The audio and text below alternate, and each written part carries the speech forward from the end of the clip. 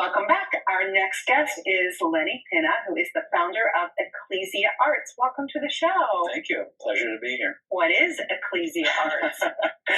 It's a name that I came up with 25 years ago when I had a theater company called Ecclesia Theater. And the reason I came up with it is I'm a very eclectic creative artist, and I'm also very deeply involved in sort of sacred ritual, civic, and the word ecclesia is the Greek theater that was the hub of ritual, Greek plays, and the seat of democracy. Voting took place there. So to me, ecclesia is like this place of gathering the diversity of everything and giving it a focus of community. Civic community. Well, I love that so much.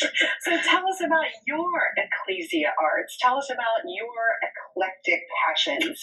Well, it started with the theater, and then it morphed, I guess you would say, with meeting Ted Burr. He, 76-year-old at the time, actor, and the discovery of a life story that was untold.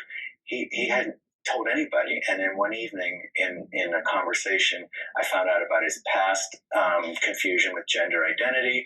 I found out a lot of things, and then we made a film, and that led to these letters between him and a famous author, Henry Bellamy, who wrote King's Row, which was turned into the film, which starred the young Ronald Reagan. Wow. Which was the role that catapulted Ronald Reagan to fame.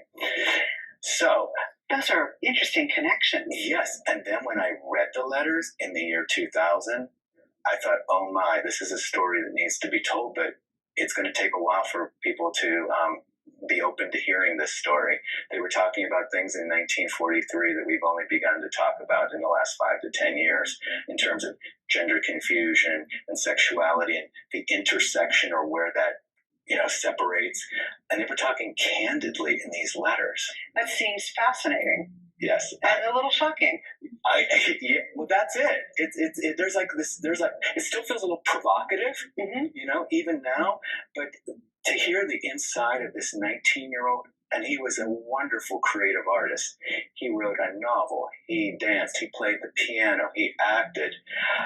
And I think, in addition to him saying that Henry Bellamy really helped him to learn to live in society a little bit more comfortably, but within the parameters, I think it was the arts that truly saved him. The arts saved so many people. Yes. Okay? When you have an expression, I think it's just it's like the journey of the wounded healer in a way. You take your aches, you take your pains, and you transform them into something of beauty or communication. So yes. And you've written a book. Yes. Well, I've edited the letters. So how did you pick the letters? Well, Ted bequeathed them to me because after we did the film about his life, I told him I wanted to someday make a TV series or a film about that story from 1943. And so he bequeathed me the letters with permission so that I could someday make it. And I've been working on the TV series called In the Name of Jamie Wakefield for 7 years. And prior to the pandemic, it was a finalist in a TV pilot contest. Then the pandemic. Oh, goodness. Yes, but the pandemic helped me at this time when I returned to Johnstown because of some family deaths.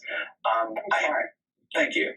I had the opportunity to get the book out, get the letters published finally. And I think it's time for the story to be told in multiple ways. One is to see the older gentleman, Ted, how he talked about his life. Secondly, what his young life was like. And then to see it someday on the screen as a dramatized. Oh, fabulous. I love that you're working on these projects. Where can people find this book? It is on Amazon and Barnes & Noble online.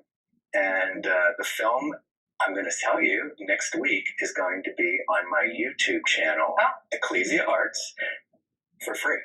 I'm putting the feature. It's an hour and 54 minutes, and it's going to be on YouTube. Well, thank you so much for joining us today, and keep us posted on all your projects. We'd love to help spread the word. Thank you. I think it's an important story for now. I do too.